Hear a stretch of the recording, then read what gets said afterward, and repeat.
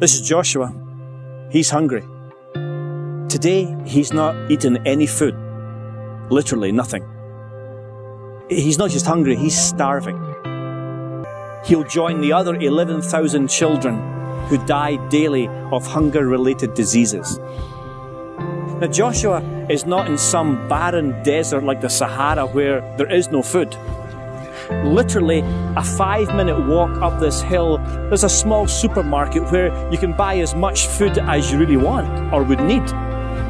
Joshua's issue is that he's an orphan. His guardian neighbour is trying to raise her own 3 children by herself and then also look after Joshua and his little sister. But she has no job.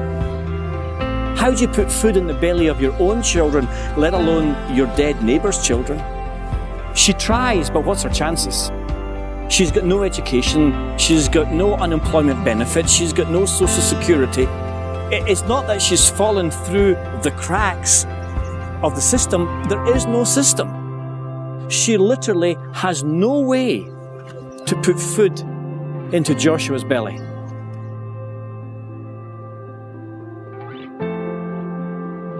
This is Joshua. He watched today as some lucky children went to school. He so wishes he could go to school, but it costs 50 cents to go to school here. And he hasn't got 50 cents. 50 cents. He's not alone. Most people in this slum, they live on $1 or $2 a day.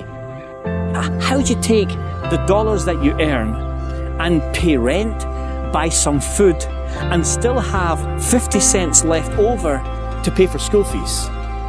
You just can't. He won't go to school ever.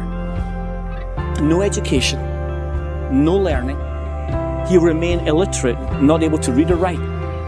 And Joshua will stay here and die in this slum. And along with maybe the other 60 million children in the next decade who live in the slums on our planet.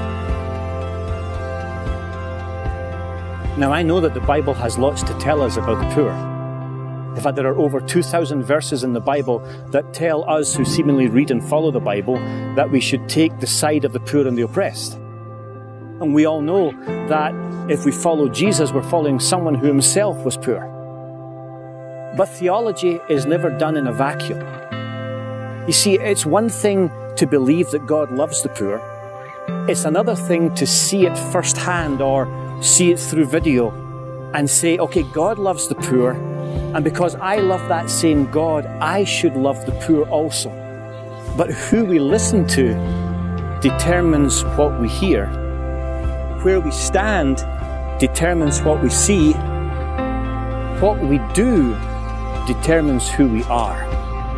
So who are you?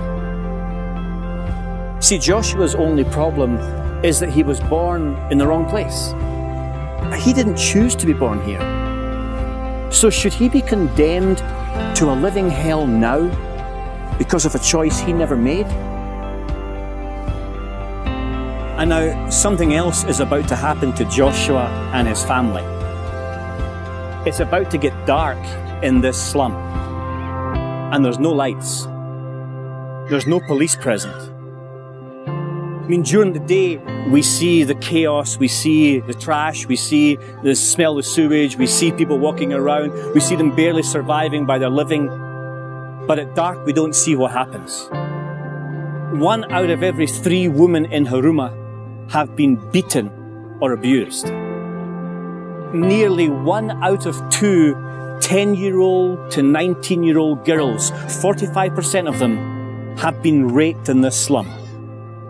Turn the sun off, and this slum and little Joshua live in fear of violence. And in the dark of night, no one knows what happens. No one's here filming it. It's hidden, but it's real. But this is Joshua. He's still here. He can't escape. And what did he do wrong? Nothing. Nothing.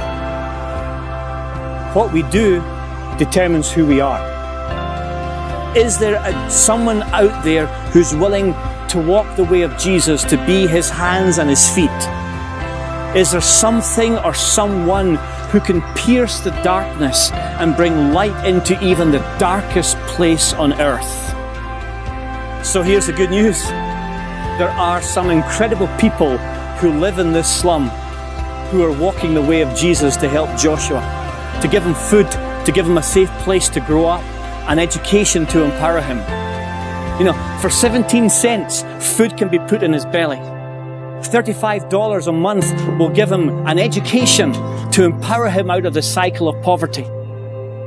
And the good news is, you can join this movement. You can be a part of helping this Joshua and many other Joshuas. Join the movement to kick extreme poverty off the face